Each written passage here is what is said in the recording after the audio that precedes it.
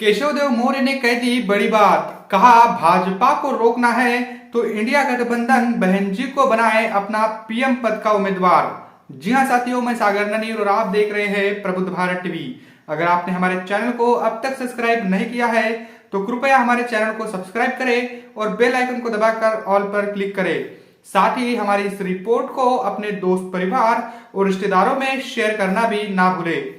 दरअसल आपको बता दूं कि 2024 के लोकसभा चुनाव के लिए अब सियासी पारा जो है वो काफी गरमाया हुआ है।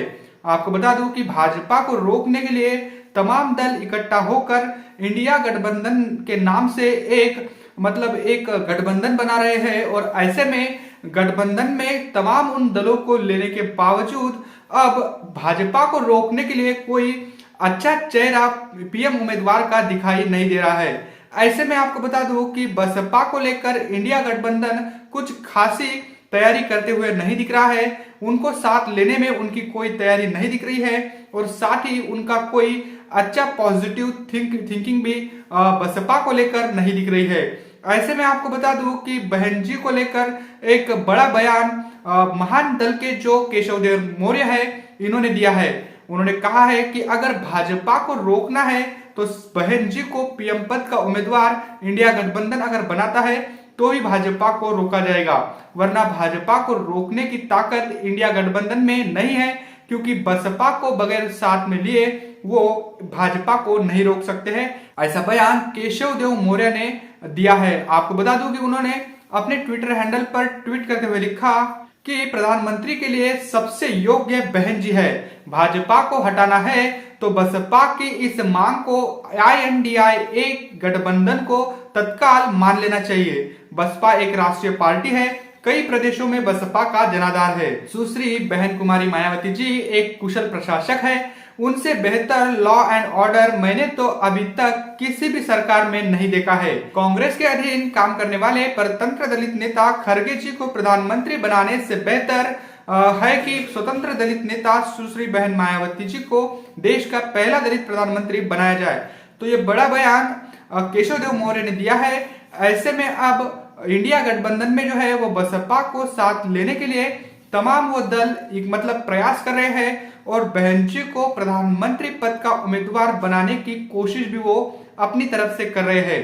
आपको बता दूं कि महान दल के जो प्रमुख है केशव देव मौर्य, इन्होंने तकरीबन 6-7 महीने पहले ही बसपा को अपना समर्थन दिया था और कहा था कि महान दल ने ठाना है बसपा को जिताना है। इस नारे के तहत उनके जो कार्यकर्ता है, उनके जो पदाधिकारी है, वो दीवारों पर भी बसपा सुप्रीमो के लिए प्रचार करते हुए दिख रहे थे, बीएसपी को सपोर्ट देते हुए दिख रहे थे।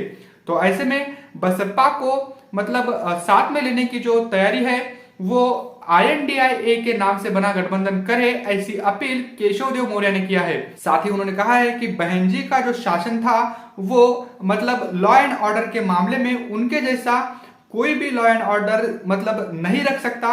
ऐसा लॉ एंड ऑर्डर मैंने अब तक किसी भी गवर्नमेंट में नहीं देखा है। इस बात को भी केशव देव मौर्य ने कहा है।